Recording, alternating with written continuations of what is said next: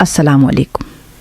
اگر آپ ان لوگوں میں سے ہیں جو رات کو سونے سے پہلے استغفار اور توبہ کرتے ہیں، اپنے گناہوں پر محاسبہ کرتے ہیں، یہ سوچتے ہیں کہ ہم نے گناہ کیے ہیں، ہمارا رب ہمیں معاف کر دے، تو آپ بہت زیادہ خوش قسمت ہیں۔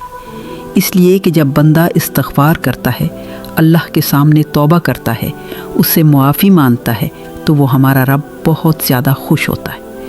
گناہ کرنا، غلطی کرنا انسان کی فطرت ہے، لیکن گناہ کے بعد استغفار، توبہ کر لینا، یہ ایک اچھے انسان کی علامت ہے۔ رات کے وقت استغفار کرنا کتنا زیادہ ضروری ہے۔ صحیح مسلم میں روایت ہے، گناہگاروں کے بارے میں اب صلی اللہ علیہ وسلم نے ارشاد فرمایا کہ اس رات کی قسم جس کے قبضہ قدرت میں میری جان ہے۔ اب صلی اللہ علیہ وسلم نے اللہ کی قسم اٹھائی اور پھر لوگوں کو مخاطب کرتے ہوئے فرمایا کہ اگر تم گناہ نہ کرتے تو اللہ تعالیٰ تمہیں لے جاتا، اور اللہ تعالیٰ تمہاری جگہ ایک ایسی قوم کو لاتا، ایسے لوگوں کو لاتا جو گناہ کرتے اور پھر گناہ کے بعد اللہ تعالیٰ سے مغفرت طلب کرتے ہیں، استغفار کرتے، اس کے سامنے توبہ کرتے، تو اللہ تعالیٰ انہیں معاف کر دیتا۔ استغفار پہ اللہ تعالیٰ اتنا زیادہ خوش ہوتا ہے۔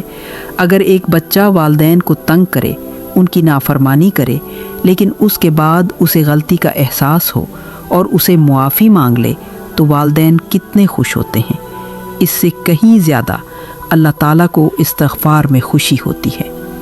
تو رات کو سونے سے پہلے کچھ دیر اپنے گناہوں کے بارے میں سوچیں اور استغفر اللہ پڑھ لیں، 10 بار پڑھ لیں، 100 بار پڑھ لیں، جیسے آپ کو آسانی ہو استغفار پڑھیں، لیکن آپ کے دل کے اندر ندامت ہونی چاہیے۔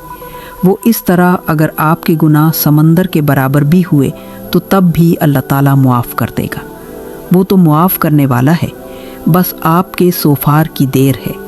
یہ باتیں آگے شیئر کریں، اور اسی طرح کی باتیں سننے کے لیے ہمارے چینل لرننگ آف اسلام کو سبسکرائب کر لیں۔ السلام علیکم۔